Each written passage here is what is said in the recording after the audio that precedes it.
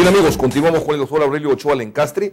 El doctor Ochoa estuvo en Colombia, invitado por el Congreso colombiano para hablar sobre la experiencia, digamos, energética en el Perú y específicamente sobre cómo se manejan el tema de las regalías, ¿no es cierto? Si ese fue el enfoque para el cual estuviste en Colombia. Cuéntanos, Aurelio, claro, ¿cuánto tiempo estuviste? ¿Cómo fue el...? Estuve 3-4 días, ¿no? Entonces, muy acogedora a la gente, evidentemente, muy hospitalaria, ¿no?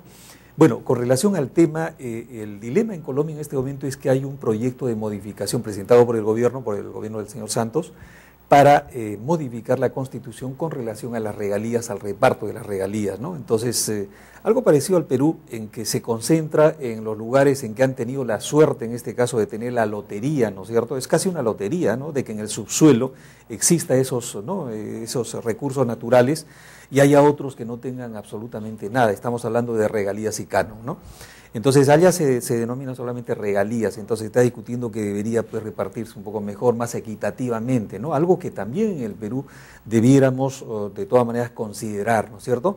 Sin embargo, en el caso de Colombia se concentra mayormente en lo que serían los llanos, ¿no? La parte de lo que es la producción petrolera. Entonces la parte gasífera sí está mejor distribuido, pero la parte gasífera sí no hay problema. El asunto es la parte petrolera. Ellos en este momento están produciendo 834.000 barriles, o sea, pues de lejos más de 10 veces lo que nosotros producimos, ¿no?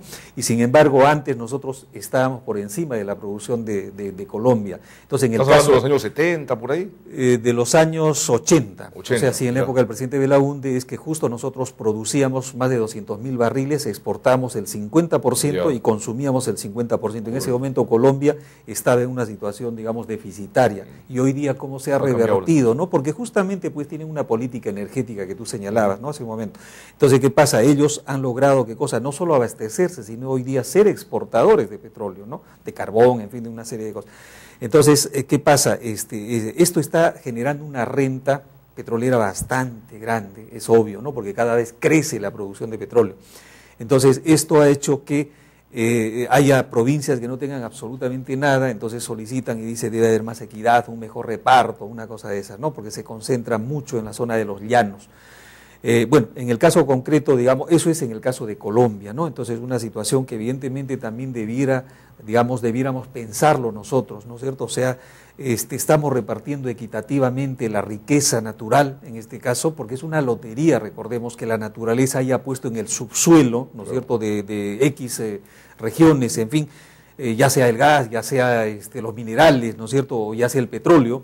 Entonces, en el caso del petróleo concretamente tenemos, pues, prácticamente 3 sitios de producción solamente. En el caso de la Selva Norte, en el caso de una pequeña producción petrolera en Maquia y otra en el noroeste, ¿no? Entonces, Talara, Piura, Talara, Tumbes, ¿no? Entonces, pero solamente concentrada ya. Esa es la renta petrolera. La renta petrolera, en el caso peruano, por ejemplo, recordemos que la regalía es, pero mejor dicho, se denomina en nuestro país canon, ¿no? El canon petrolero, pero que al final está estrechamente relacionado a lo que es la regalía. Entonces, en el caso peruano, el canon es de 10% más sobre canon de 2.5%, o sea, 12.5%. Entonces, ¿cómo se obtiene eso? Simplemente de la regalía que pagan las empresas, ¿no?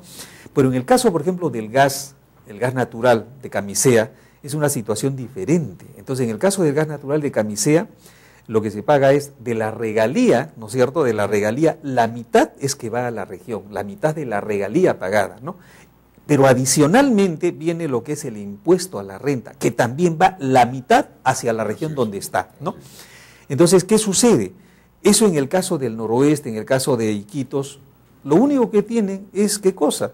Es su canon petrolero gasífero. O sea, no hay una regalía uniforme en el país. No, y esa es una situación... Cusco recibe, sí, vamos a decirlo, pero digamos, Piura no. No en la forma que recibe, por ejemplo, y sin embargo se trata de hidrocarburos igual, claro. ¿no? Entonces, acaba de presentarse un proyecto de ley y justamente habría que promoverlo porque resulta equitativo en este caso. ¿Por qué razón? Justo. Claro, porque yo no puedo estar en una región, por ejemplo, repartiendo la mitad de toda esa renta, mientras en otro, por ejemplo, reparto miserias, ¿no? Entonces, ¿por qué digo miserias?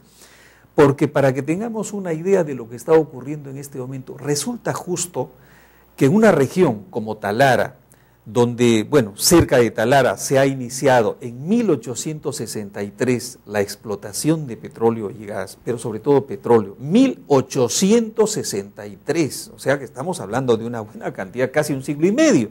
Entonces, ¿qué pasa?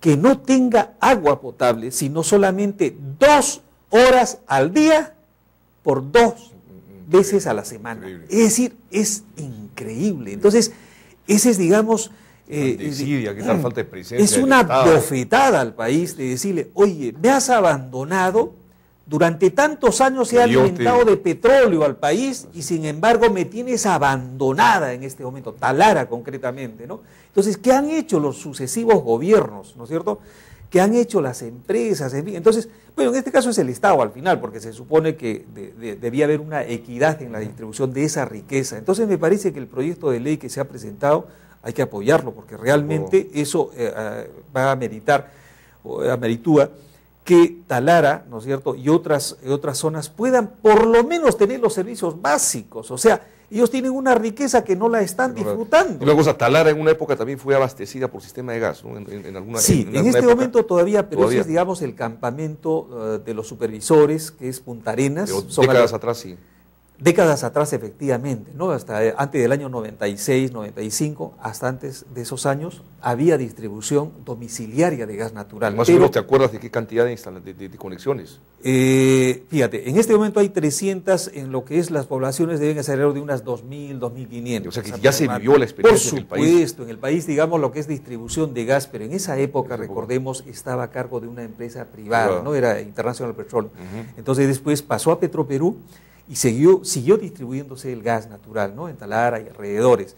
Pero después, como ya fue ciudad abierta, entonces, ¿qué pasa? Por razones de seguridad, porque muchos hacían instalaciones clandestinas y todo eso, entonces era un peligro latente. Entonces optaron, de acuerdo, digamos, a recomendaciones de defensa civil, de cortar esas conexiones. Lo que ha quedado es en Punta Arenas, que hasta el día de hoy, alrededor de 330 viviendas continúan recibiendo el gas a través de tubería. Sí. Pero justamente el caso de la famosa regalía, como te señalaba, o concretamente lo que para nosotros sería el famoso canon, entonces tiene que distribuirse, pero adicionalmente a eso tiene que acotarse lo que ocurre con el gas de camisea.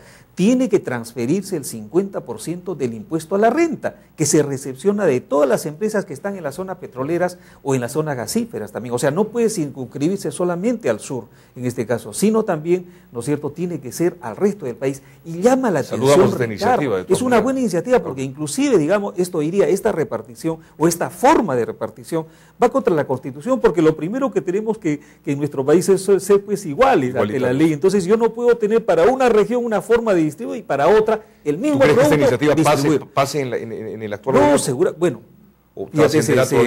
No, yo pienso que va a pasar, porque esto va a ser por unanimidad. Esperemos que esto sea aprobado, porque esto es urgente, porque como te señalaba en este momento, ¿cómo es posible que estemos aceptando, ¿no es cierto? Y esto ha sido anunciado hace ya bastante tiempo, ya todo el mundo sabe, en un momento determinado el presidente actual, ¿no es cierto?, cuando vio una situación lógicamente que le llamó la atención y le dijo a Petroperú que solucionara eso, ¿no? Bueno, tuvo la mejor voluntad, pero simplemente no se oye, padre, y no se hizo nada hasta el día de hoy. Como muchas cosas en el país.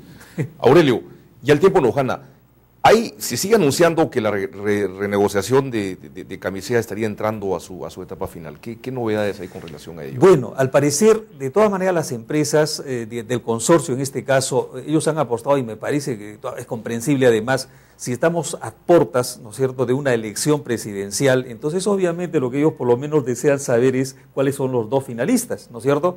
Entonces no creo, si bien es cierto está previsto para finales de este mes, ¿no es cierto?, la terminación de estas negociaciones, pero es probable que, digamos, bajo algún artificio, esto lo extiendan por lo menos hasta el 11 de abril, o sea, pocos días al final. Como te digo, es comprensible además, porque si no lo han podido hacer en 8 meses, bueno, caramba, que falten pues 11, 12 días más, me parece que seguramente eso. Ahora, ¿qué cosa es lo que se ha avanzado? Bueno, creo que es muy claro el decreto supremo, ¿no es cierto? Entonces, que no puede haber una regalía en este caso, ¿no es cierto?, inferior a la que se pague en el mercado local. Entonces, eso es lo primordial. Y lo otro es lo del lote 88, pero con eso inclusive no hemos solucionado. El asunto es que alguien tiene que explicar, ¿no es cierto?, y qué va a pasar con el lote 56. Esa es una cosa interesante en lo que conversábamos anteriormente con Armando.